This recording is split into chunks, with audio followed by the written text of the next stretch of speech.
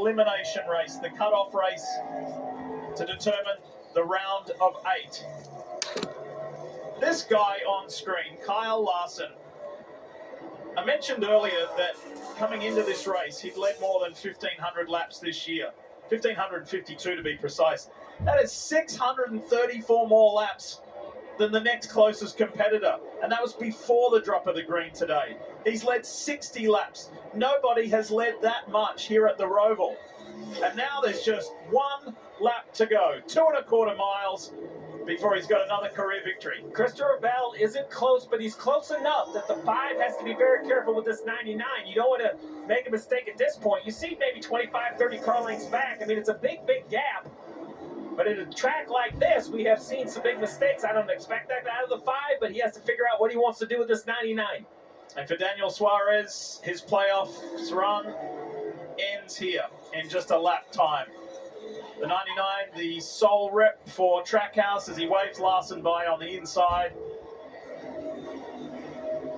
It's been a good run, an interesting run, but it's over for Suarez. It is far from over for Kyle Larson. The last time, the only time he's won here at the Roval, interestingly enough, was the year that he became a NASCAR Cup Series champion. Is that an omen for Kyle Larson and the HendrickCars.com Chevy team? Everybody here at the track has been raving about the weather this week. It has been just beautiful. And on a sunny fall afternoon, this California kid has just been dominant.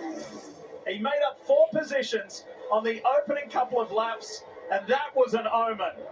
But for the second time in his career, Kyle Larson wins at the Roval. Christopher Bell follows him into the round of 8. My man. Look at that bottom box on the left. Tyler Reddick. Say whatever you want about him. Gritty, determined, tough. He's a fighter. His team at 2311 are fighters, and they did not give up. They had an extra challenge ahead of them today, and they answered that call to fight and drive their way through into the round of 8. Billy Scott being congratulated by Michael Jordan and everybody else. What a day that was for the 45 team.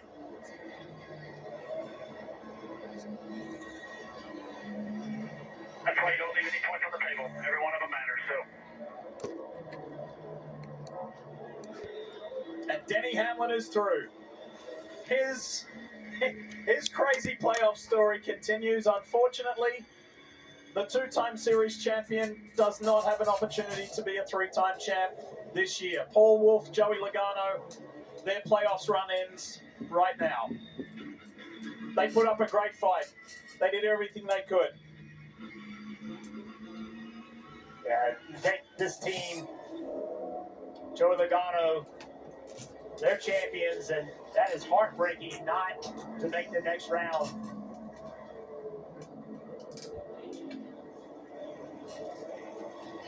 Now the momentum shifts, right? You got these 8 guys that are going to transfer. They're all feeling good about themselves. They're all going to get out and say, we got them. We're going to, this next round lays out for us. Got done what we needed to get done today. That was win number 6 on the season for Kyle Larson.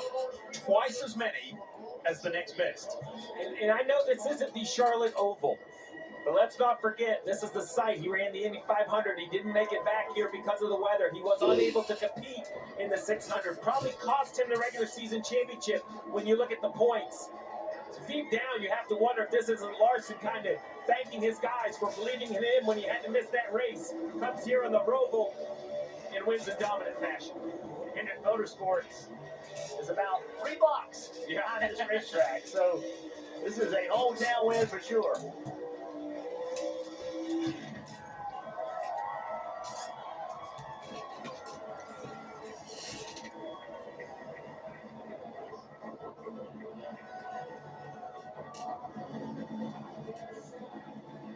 Marty, he had his son with him with the Bristol victory. Now he's got his daughter with him. A family celebration here.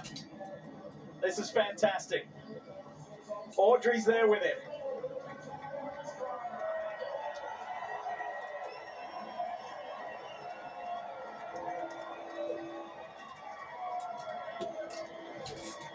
Bristol was Owen's turn. Charlotte is Audrey's turn to be able to celebrate with Dad and go collect the checkered flag. And what a win. This team finished the first round of the playoffs with a dominant win at Bristol. They finished the second round of the playoffs with a dominant win here at the Charlotte Motor Speedway at the Roval. Hey, Kyle, special delivery from Audrey. Here you go, a checkered flag. How about that? This moment for the Larson family. Boy, let's talk about this win for you guys. How was this to have a non-pressure packed day for you? Yeah, no, it's really it's the first time in my playoff career I've not been like close to the cut line, so it was good to kind of have a little bit stress-free of a weekend, and I think the first time I've been here without crashing, maybe besides the other time we won. So good weekend. Thanks to HendrickCars.com, Hendrick Automotive Group. Obviously we're here at Hendrick's home and got so many of the people there, people here from there. So gonna be fun to celebrate with them. Thanks to Cliff Daniel, Chevrolet, GM too. It's known that I don't really use the sim much, and I was in the sim this week. So huge thank you guys there. It really helped me get into a rhythm, I think, early on, and help us kind of fine-tune our car too. So hats off to everybody there. And Junior Ramen Bar Prime. It's awesome having Audrey here. We've got an 8:40 p.m. flight. I think we're gonna miss that probably, but we'll catch Owen and Caitlin and Audrey and Cabo. We're going to Cabo this week, and hopefully make it there. So I was going to ask you, you celebrated with Owen because you guys had a boys' weekend. Did Audrey see that and say, hey, when's my turn, Dad? Actually, well, yeah. So, I mean, it's great to have Audrey here, but the reason why we're here is Owen was off racing this week in Oklahoma with Caitlin and Cooper, and Audrey had a baseball game yesterday, so we had to stay here for that. But it's always fun getting to hang out with your kids and getting to have these special moments. I know she was jealous to see Owen at Bristol, and glad to have this moment with her. Kyle Larson wraps up the round of 12 with a big win here at the Charlotte Motor Speedway at the Roval, Dave Burns. And Marty, Tyler Reddick advances. Came in on the plus side, won stage one, and then your team had to recover from what happened in stage two. I think you get the Big Air Award in stage two. Yeah, I thought I was going to flip, but yeah, I think I was behind the 19, just trying to work the move into the inside, and I got clear of him, and I saw the 3 spun and everybody on the binders coming to a stop, and of course, while that happens, me and my boss get together. It feels like I'm going to do a front flip, and then, I mean, this thing was absolutely destroyed. Just real hats off to everybody on this Monster Energy Camry. I mean, this thing couldn't go within 4 seconds of what the pace was, and we just kept working on it, and we made it a lot better for stage 3. So this is how this place can be sometimes, but it is really nice to pull this off. You know your guys and girls so personally. By the way, there's a guy you know pretty well too, Bo, coming to join the party here. When they jump under the car, they're working with hot parts, they're throwing parts everywhere, trying to beat the clock. What's that like for you? It's tough, but I mean, you just got to stay calm. You got to stay focused. In those moments, man, it's so easy to lose track of what you can control, and just I knew we had to. I mean, either way, I was going to drive the car as fast as I could, and it just worked out for us. This thing was able to get back up through the field and get us to the good side of the cut line. Great job today after the team put the car back together. Lead the driver, passed cars, did what he needed to do, gain the points, and move on to the round of 8. Oh boy, at times that must have been nerve-wracking, but what a performance on both sides for Larson and for Reddick. That's it. The round of 12 is done, but we're not done. More to come. From Charlotte Motor Speedway's Roval, Bank of America Roval 400 was a day to remember. And this captivating playoffs for the 2024 NASCAR Cup Series Championship continues. It takes another step forward.